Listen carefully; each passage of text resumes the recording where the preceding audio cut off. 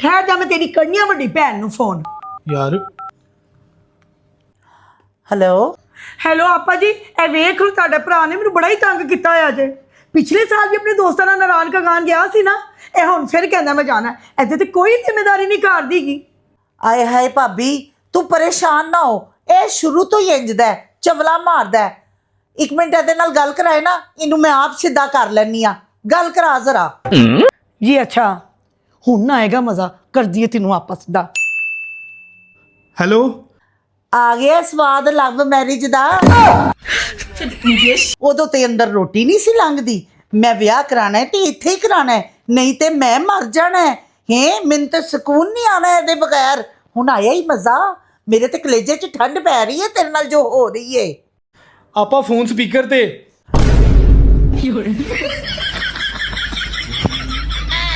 ਤੁਸੀਂ ਦੋਵੇਂ ਭੈਣ ਭਰਾ ਇੱਕੋ ਜਿਹੇ ਹੋ, ਖਾ ਕਸਮਾਂ ਨੂੰ। ਓਏ ਗੱਲ ਤੇ ਸੁਣ ਲੈ।